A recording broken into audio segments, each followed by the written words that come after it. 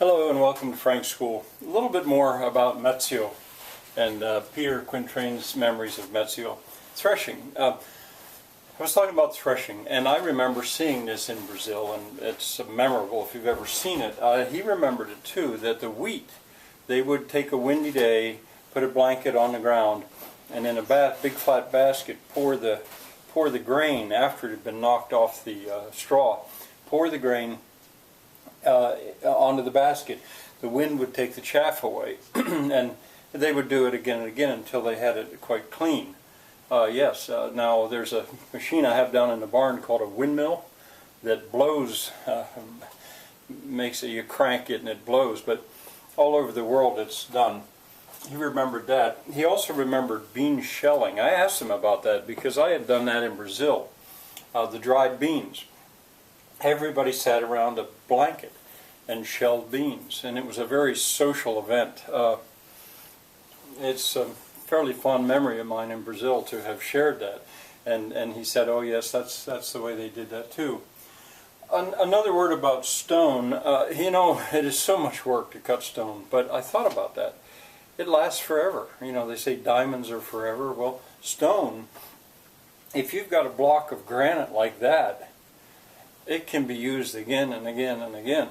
Even stone rubble here on this farm, the stone foundations from 200 years ago maybe, I'm still using them in different foundations, all the more so with cut stone.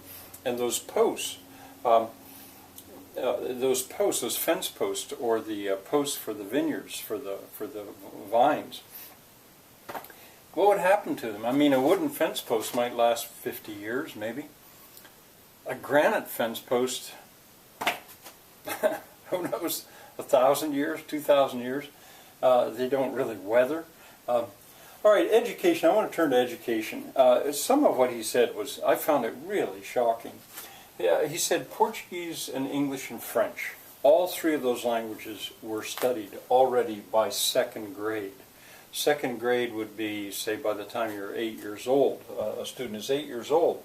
That was standard. And then to that would be added Latin and Italian by 5th grade.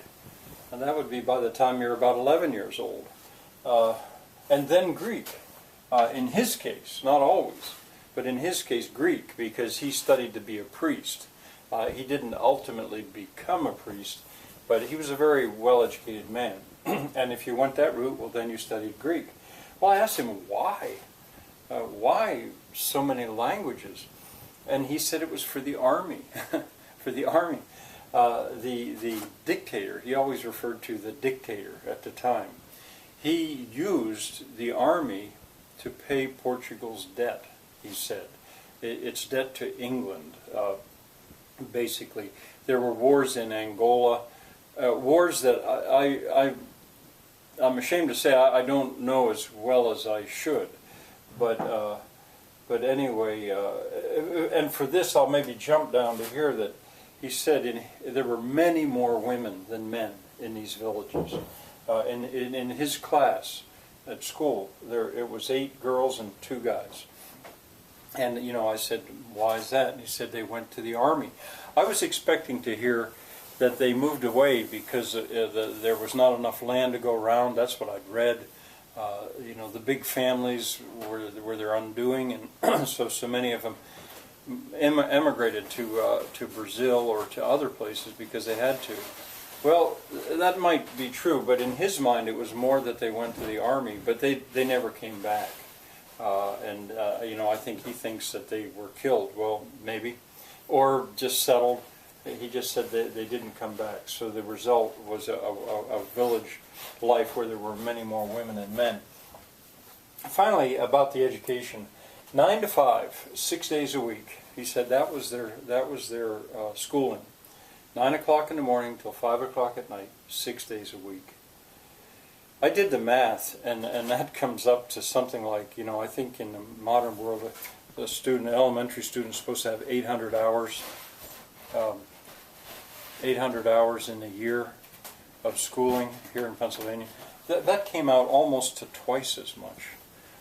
And he said, and before the big exam that they would have, that exam, I guess it must have been like the Regency exam in Britain. Then they would be at the teacher's house till midnight studying before that exam. So very, very intensive. I'm not so sure I find that. Now, I don't know how long that went. I don't know, how long the school year was. That I'm not sure. But that's a lot of education. All right, I've got one or two more videos today because I want to finish talking about these memories of this town of Mezio. So come back.